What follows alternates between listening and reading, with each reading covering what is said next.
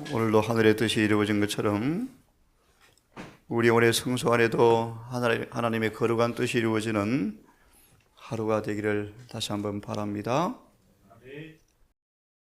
소망 449페이지 마지막 구절에 소망 449페이지 마지막 구절에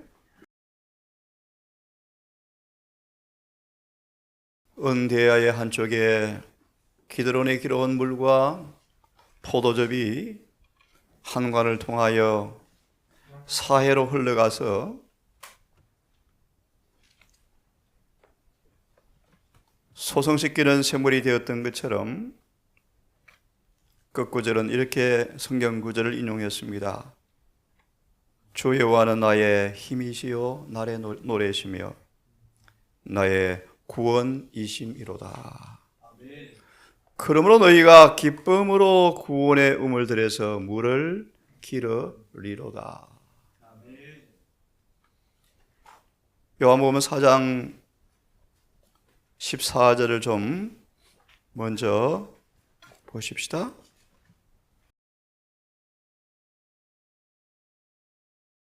요한복음 4장 14절의 말씀.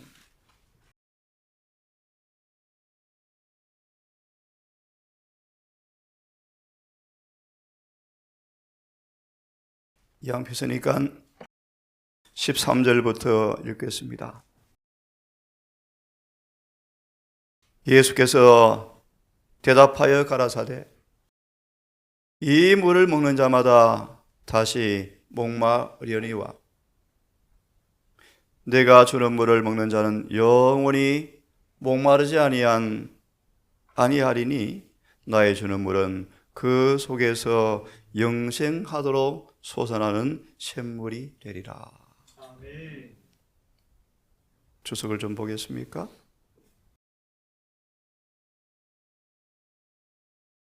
내가 주는 물을 먹는 자는 영원히 목마르지 아니하리라. 이 말씀의 뜻은 세속적 이익이나 매력을 결코 갈망하지 않는다는 뜻이다. 아멘. 세상을 그리워하는 갈증이 없다. 이어서 그대는 내 자신은 구세주를 모시려고 노력해야 한다. 그러면 그분은 그대에게 영생하도록 솟아나는 샘물같이 될 것이다. 마음에서 흘러나오는 생명의 샘물은 다른 사람들의 마음을 적셔준다.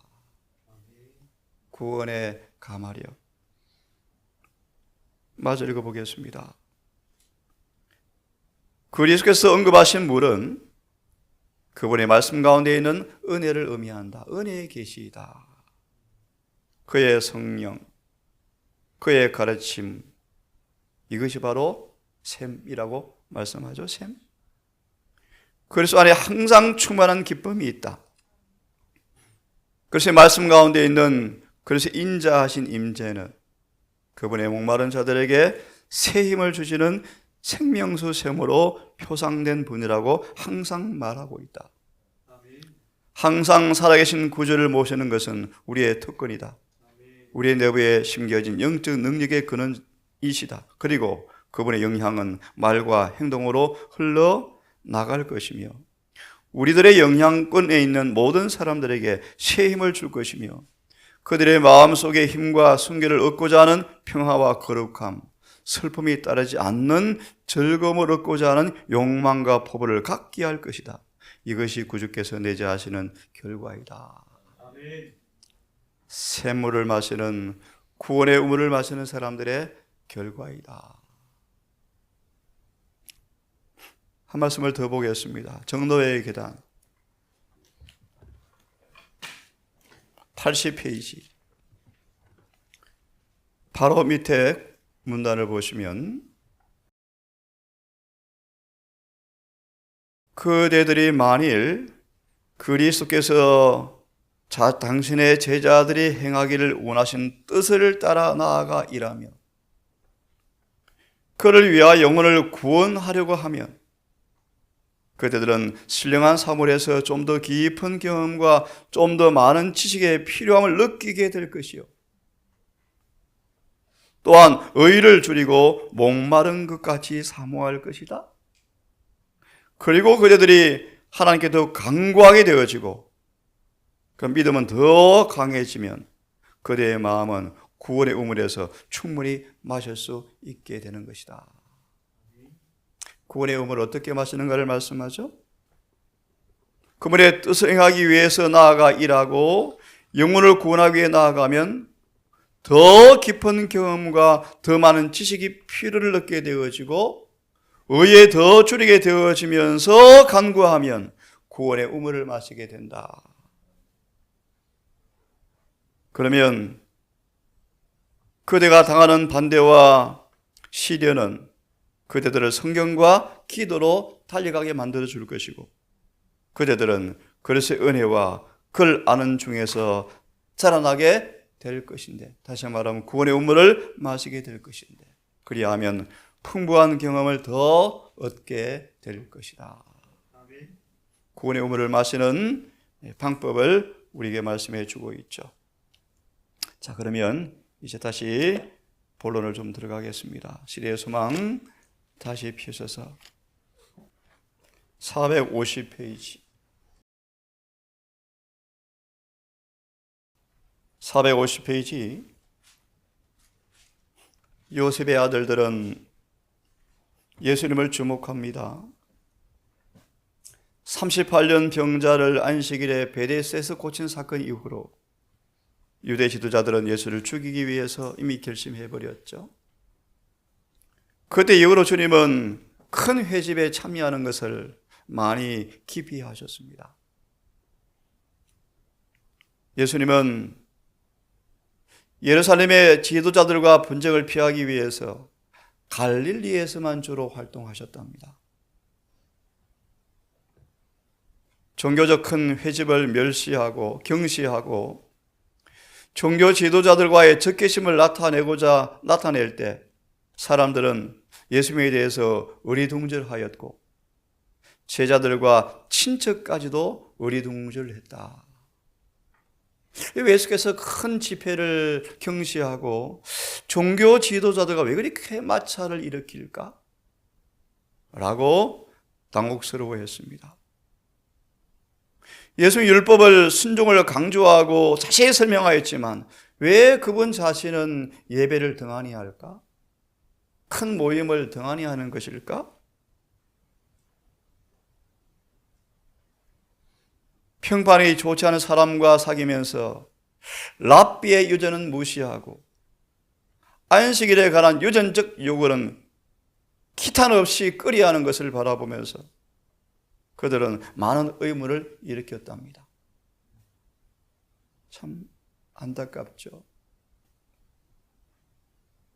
형제들은 요셉의 아들들은 왜 예수님께서 그분의 나라의 대인들과 학자들과 불화할까? 이거는 큰 실수야. 요셉의 아들들은 또 많은 사람들은 이 사람들이 옳은 것이 틀림없고 예수께서 그 종교 지도자들과 적대하는 관계에 대하여 너무나 큰 실수를 하는 거야 라고 생각하였다. 그러나 그분은 너무나 결백한 생애를 본지라 요셉의 아들들은 제자들의 반열에 들지는 못했지만 예수의 사업에 깊은 감동을 받았었다. 갈릴리에서 인기가 요셉의 아들들의 마음의 야심을 만족시켰으므로 아직도 그분이 메시아로 주장하면 참 좋겠는데 왜 안 그러실까?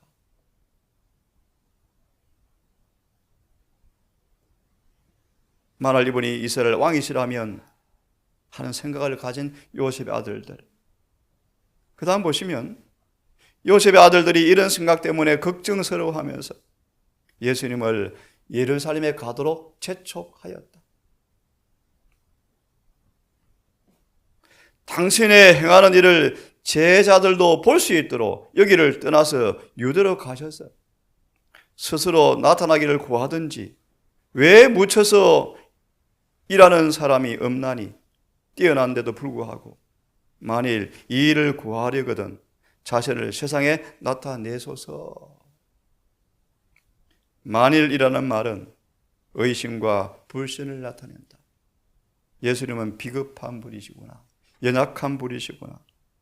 왜 메시아라고 주장하시면서 왜 드러나서 활동을 하지 않을까? 라고 계속 생각하죠. 451페이지. 451페이지.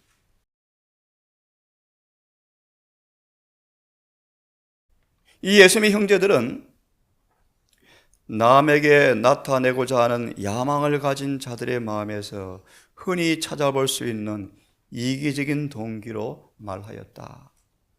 이 정신은 세계를 지배하는 정신이었다.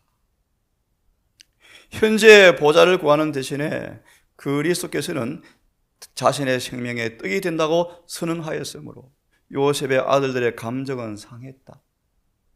그들은 그처럼 많은 제자들이 그를 버릴 때 크게 실망하였다. 그들은 그분의 사업이 나타난 바 그분은 하나님의 보내신 자라는 것을 인정하는 십자가를 회피하기 위하여 그분에게서 돌아섰다. 예수께서 말씀하십니다. 내 때는 항상 아직 이르지 않았지만 너의 때는 늘 준비되어 있다. 가운데 좀 보시면요, 그분의 형제들은 구원이 있는 어조로 그분이 가시할 행로를 지시하였다. 그분께서는 그들을 자아를 부정하는 당신의 제자로 분류하지 않고 이 세상에 속한 자들로 분류하시면서 그들의 비난을 그들에게 되돌리셨다. 그분께서는 세상이 너희를 미워하지 못하되 나를 미워하나니 이는 내가 세상의 행사를 악하다 증가함이라 라고 말씀하셨다. 세상은 같은 정신을 가진 자들을 미워하지 않고 자신들처럼 사랑한다. 마태복음 6장. 어떻게 요셉의 아들들이 구원의 샘물을 구주를 옆에 모시고 살면서도 이렇게까지 무지몽매할 수 있을까요? 유대인들이 왜 구주를 곁에 두면서도 보지 못하고 듣지 못할까요? 마태 6장 16절을 보시면 한마디로 외식하는 모습, 이걸 잘 아는 구절이기 때문에 그냥 정언을 보겠습니다. 조작된 신앙, 조작된 신앙. 에는 생명도 없고 빛도 없다. 폈습니까? 6장 16절 두 번째 문단을 보려고 합니다. 유대인들의 예배 의식에는 속에 있는 것들은 모두 다 잘못 해석되었고 적용도 잘못되었다. 지금 초막절의 절기를 지키면서도 의미를 전혀 경험도 못하고 이해도 못하죠. 유대인들의 예배 의식 속에 있는 것들은 모두 다 잘못 해석되었고 적용도 잘못되었다. 희생제물의 본뜻도 왜곡되었다. 오늘 십자가가 얼마나 오해됩니까? 조사심판은요, 성소정결은요, 희생제물들은 그리스도와 그의 사명을 상징하는 것이었으며 이는 그분의 육체로 오셨을 때 세상이 그분 안에 계신 하나님을 알아보고 그를 세상의 구주로 받아들이게 하려 함이었다. 그러나 그들이 하나님을 숨기는데 참 마음을 다하지 않았기 때문에 그들의 눈은 어두워져서 하나님을 알아보지 못하였다.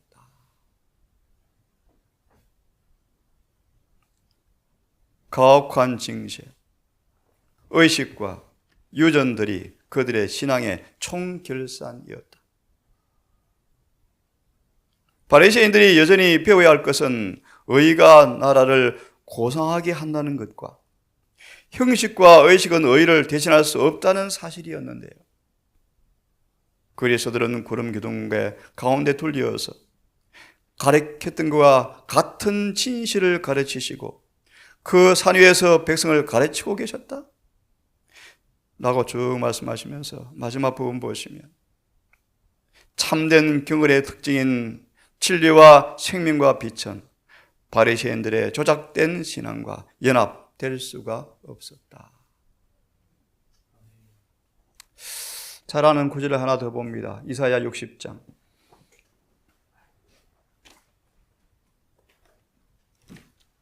이사야 60장.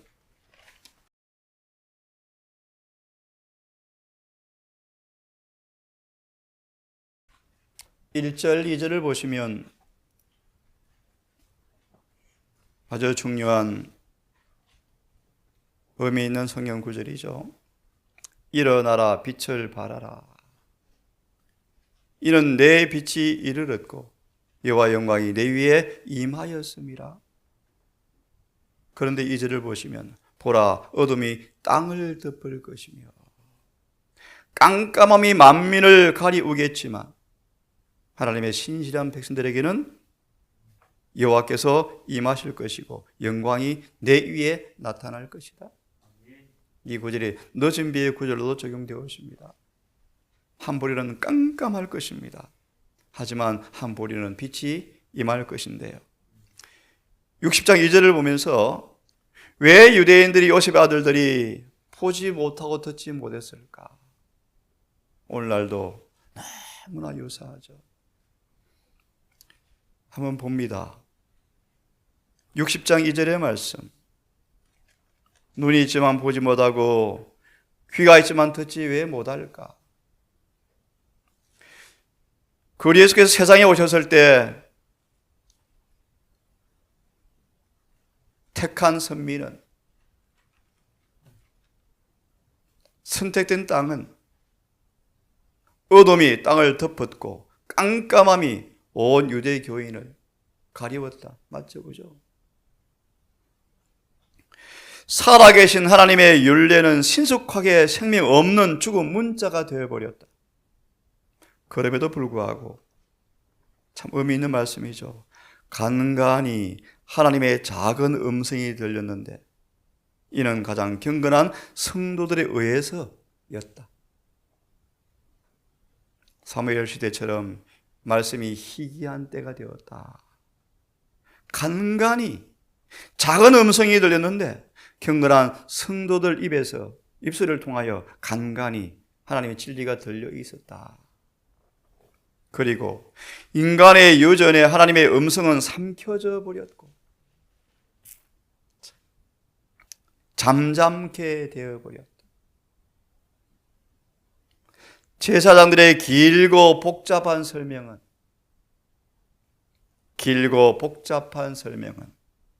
가장 분명하고 단순한 것들을 불분명하고 불완전하고 신비롭게 만들어버렸다. 완전, 속죄, 칭의, 성화, 얼마나 오늘날 똑같은 일이 벌어집니까? 경쟁 관계에 있는 교파들 간의 논쟁 소리는 이해력을 어둡게 하였고 그들의 가르침은 진리의 올바른 논리에서 완전히 벗어나 있었다. 어디 가요? 이스라엘 백성들이요. 진리는 하늘에서 인간의 자녀들을 내려다보고 있었지만 그것 자체는 반응을 얻을 만한 곳을 찾지 못하였다. 왜냐하면 어둠이 땅을 덮고 깜깜함이 만민을 가리우고 있었기 때문이었다. 인간의 시야를 가리워서 하나님의 영광을 보지 못하게 하는 오류의 어둠이 쫓겨나려면 진리의 빛이 도덕적 흑암 중에 비추어야 한다. 하나님의 독생자께서 하늘에 있는 당신의 높은 지위를 떠나서 당신의 신성 위에 인성을 입으시고 세상에 오실 것이라는 사실이 하늘 위에서 포고되었고 사랑과 자비, 진리와 선한 빛 외에는 어떤 외모적 위험도 그분의 길에 허용되지 않았다. 소망의 말씀에 진리의 아름다움에 매료되는 방법으로만 영혼들을 인도하기 위해서 이렇게 오셨다. 학위, 학벌, 부, 명예, 가문 아무것도 없었다. 오직 사랑, 자비, 진리, 선함 외에는 어떤 외장의 장식이 없었다. 그래서 아시는 것처럼 예수의 제자들까지라도 미천한 자들로 구성되었죠. 이는 그가 세상에 하나님의 품성을 대표해야 했기 때문이었다. 그러나 세상은, 요셉의 아들들을 보십시오. 그러나 세상은 진리를 바라보는데 익숙해 있지 않았기 때문에 진리에게 등을 돌리고 오류의 어둠으로 향하였다. 이 시대에서 많이 나타난 모습 아닙니까? 그죠? 이는 그들이 오류와 진리보다는 그들의 왜곡된 취향에 더욱더 잘 맞았기 때문이었다. 요셉의 아들들을 주님께서는 당신의 제자로 분류하지 아니하시고 세상에 속한 자로 분류하셨다. 성경 구절을 몇 구절을 좀 찾아보겠습니다. 요한복음으로 넘어가서 15장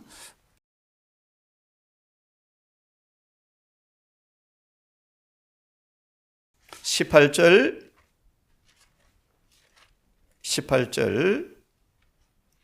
19절까지만 읽으십시다. 같이 읽겠습니다. 시작. 세상이 너희를 미워하면 너희보다 먼저 나를 미워한 줄을 알라. 19절 너희가 세상에 속하였으면 세상이 자신의 것을 사랑할 터이나 너희는 세상에 속한 자가 아니요 도리어 세상에서 나의 택함을 입은 자인 고로 세상이 너희를 미워하느니라. 굳이 펴지 않겠습니다. 세상에 속한 자인가 하나님께 속한 자인가? 전도의 계단 제자들은 증거 잘 아시죠? 한 말씀을 좀 더 보겠습니까? 17장 14절부터 또 하나 읽겠습니다. 시작. 내가 아버지의 말씀을 저에게 주었사오매 세상이 저희를 미워하였사오니 이는 내가 세상에 속하지 아니한 같이 저희도 세상에 속하지 아니함을 인함이나이다. 맞아 있습니다. 내가 비옵는 것은 저희를 세상에서 데려가시기를 위함이 아니요 오직 악에 빠지지 않게 보존하게 위함이라.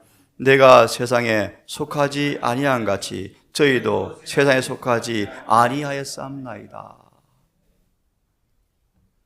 한 구절만 보겠습니다. 고린도후서 6장 고린도서 6장 변함없는 당신의 백성들을 향한 영원한 원칙 이란 말씀으로 부자 선지자 인용한 말씀 6장 17절 18절 다시 같이 읽고 정언을 보고 마칩시다. 됐습니까? 읽어보겠습니다. 그러므로 시작. 그러므로 주께서 말씀하시기를 너희는 너희 중에서 나와서 따로 있고 부정한 것을 만지지 말라. 내가 너희를 영접하여 너희에게 아버지가 되고 너희는 내게 자녀가 되리라. 주의 말씀이니라 하셨느니라. 이 구절에 관한 말씀이 길기 때문에 다음 시간 보기로 하고 방금 읽은 말씀에 아마 찾기 쉬울 것 같습니다. 4장 18절의 주석에 있는 말씀을 바로 보겠습니다. 4장 18절 주석을 바로 보겠습니다. 너희는 따로 나와서 부정한 것을 만지지 말라라는 말씀을 조금 이해하려고 합니다. 4장 18절 주석의 말씀 보시면 제목이요 보이지 않는 분을 봄. 우리의 마음은 우리가 생각하는 사물의 수준을 넘지 못한다. 우리가 땅의 것들을 생각하면 하늘에 있는 것들로는 별 감명을 받지 못할 것이다.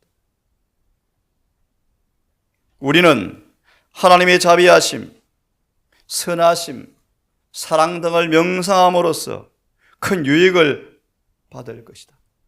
그러나 땅에 속한 것들, 일시적인 것들, 그걸 오래오래 생각하다 보면 영혼은 큰 손해를 보게 된다. 슬픔, 염려, 난처한 일들을 우리의 마음을 빼앗아 땅으로 향하도록 내버려 두고 사소한 일을 큰일이라고 생각한다. 현세적 일들이 우리의 모든 주의력을 사로잡지 못하게 해야 하고 우리의 사상들이 아주 땅에 속한 것들과 땅의 것이 될 때까지 우리 마음을 빼앗기지 못하게 해야 한다. 하늘의 통로 안에서 생각하고 하늘의 통로 안에서 생각하고 영적 시력으로만 보이지 않는 것들, 영원한 것들을 묵상하도록 우리의 마음을 훈련하고 연단하고 교육해야 한다. 보이지 않는 그분을 바라봄으로써 우리는 마음의 힘을 얻고 영적 활력을 얻게 되는 이 일들을 우리는 끊임없이 경성하시면서 하게 되기를 바랍니다. 기도합시다. 거룩하신 아버지, 우리가 구원의 우물에서 물을 길어 올려 마신다면 그 결과는 분명할 터인즉 이 아침 우리 자신을 면밀하게 정직하게 볼 수 있도록 은혜를 주셔서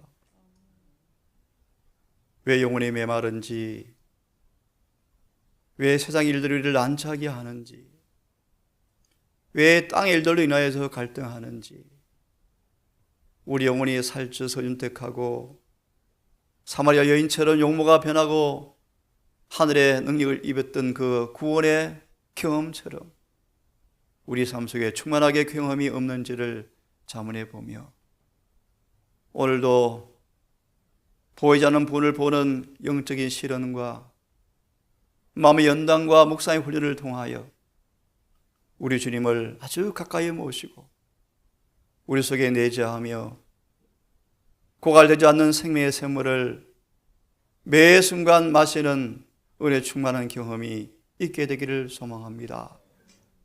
아버지, 세상은 한편으로 천년 만년 흘러갈 것처럼 보이지만 이 은혜의 신속한 성취와 얼마 남지 않은 때가 또 느껴지고 보입니다. 오 아버지시여, 은혜를 충만히 공급받고 구원의 샘물을 마음껏 마심으로 죄에서 자유케 되어지고 영혼이 치유되어지는 그 경험을 풍성하게 하게 하셔서 다가올 마지막 사건을 준비하며 보라 신랑이 이로다 맞으러 나오라는 음성을 준비하는 주님의 군사로 준비되게 해 주시옵소서. 오늘 한 날도 세상을 살아가지만 세상에 속한 자가 되지 말고 하나님께 속한 자가 되고 싶습니다. 진리의 예리한 칼날로 우리를 세상에서 잘라내셨은즉 오늘도 진리의 말씀 따라 순종하며 성령을 간구하며 깨어 기도하며 기도처럼 이웃에게 선을 행하기 위해서 하나님의 거룩한 사랑을 흘러보내기 위해서 최선을 다하는 하루가 되게 도와주시옵소서. 해가 지도록 우리 모두를 보호하시고 인도하셔서 이 한 날도 의와 진리를 따라 사는 아름다운 생애로 마무리되어지고 오늘도 어려운 공경에 처한 주의 종들을 기억하셔서 위로하시고 자비를 베푸시고 힘을 주셔서 오늘도 주님 안에서 구원의 기쁜 경험을 할 수 있도록 인도하여 주시옵소서. 이 모든 말씀 우리를 사랑하시는 예수님의 이름으로 감사하며 기도드리옵나이다.